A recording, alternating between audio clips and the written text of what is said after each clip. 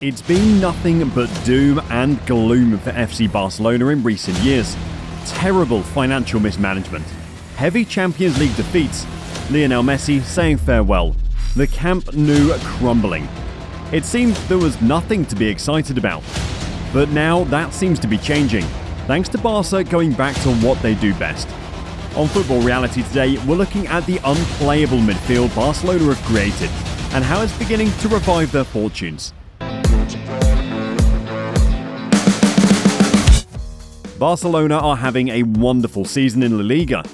Granted, they lost 3-1 in the first Clásico of the campaign, but that is in fact their only defeat so far in the league, while they've won 19 of their 22 matches.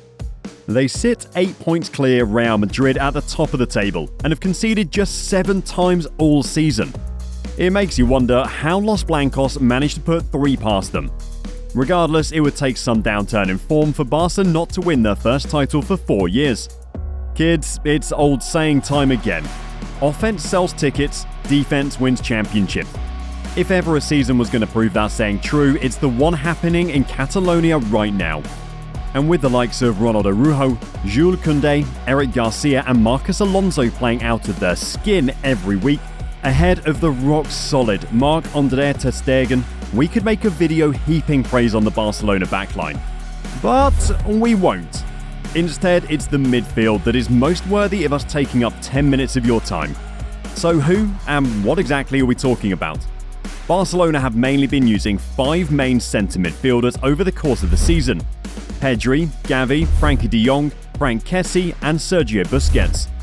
No, they haven't been swapping the midfield and playing all 5 at once. Xavi is typically stuck with the tried, tested and trusted 4-3-3 system that has been part of the Barcelona way ever since the days of Johan Cruyff. Interestingly though, the manager has put his own spin on things by playing 4 of these 5 at once. He's done this by lining one of the youngsters up as the left winger in the front 3, firstly using Pedri in this role and now favouring Gavi more often. Gavi and Pedri both have plenty of attacking ability and have the freedom of the left side to demonstrate that when Barcelona are in possession.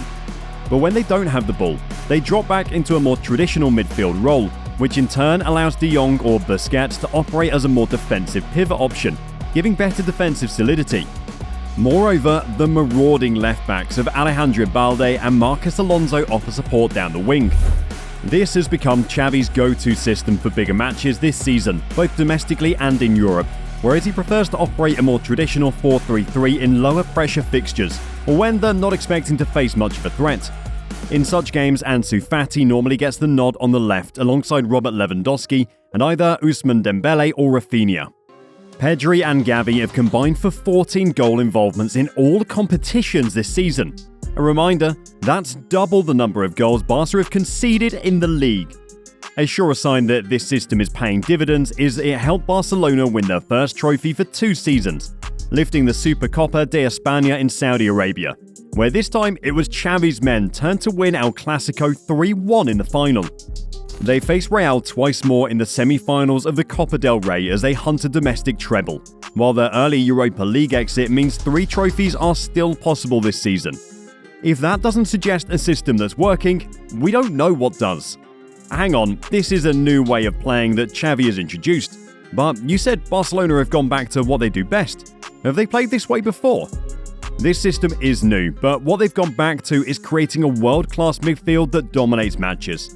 While some teams, like Real Madrid, flood their squad with the Galacticos of the day, others go very top-heavy in attack, for example PSG. While the Serie A model of old used to be defense, defense, defense, Barcelona have had most success when they've had a well-oiled engine room of a midfield to call upon. Sergio Busquets still remains from the triumvirate he and his current manager created with Andres Iniesta to win the 2009 and 2011 Champions League, before Ivan Rakitic took over on Xavi's role for the 2015 triumph.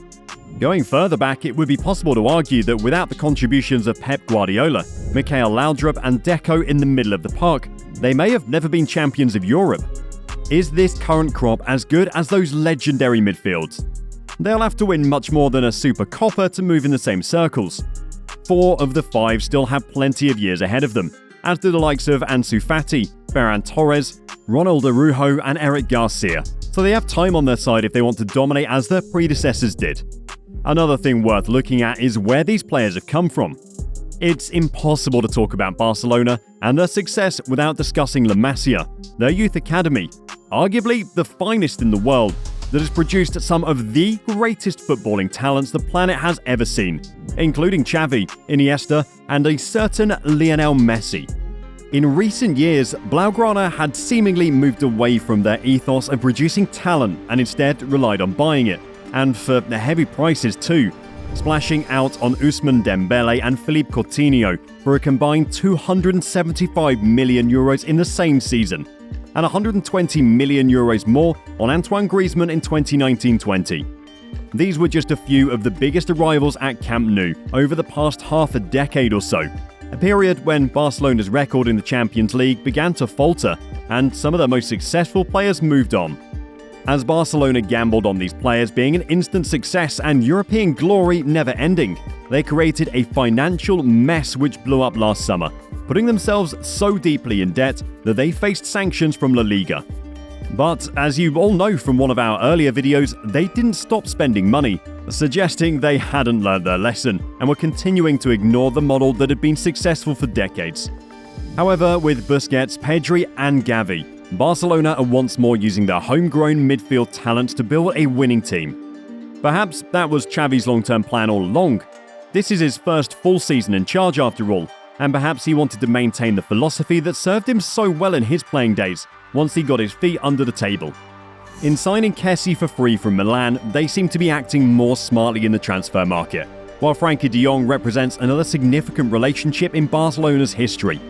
The list of players to have represented Barcelona and Ajax is endless.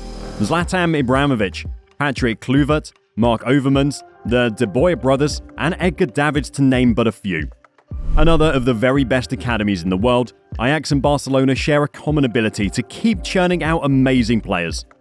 The very best of those was Johan Cruyff, who came through the ranks at Ajax before becoming one of Barcelona's greatest players, and then took them to their first European Cup win as manager. That 4-3-3 system and the Barcelona style of play was implemented by Cruyff and shows no signs of being ditched at Camp Nou. Frenkie de Jong is proving that the link between the two clubs is continuing to provide results. Time for your opinions. Is Xavi building a midfield that will rival the one he played in? How much potential do Pedri and Gavi have? How many trophies will Barcelona win this season? Let us know below. And before you go, hit the like button and subscribe to Football Reality right now. See you next time.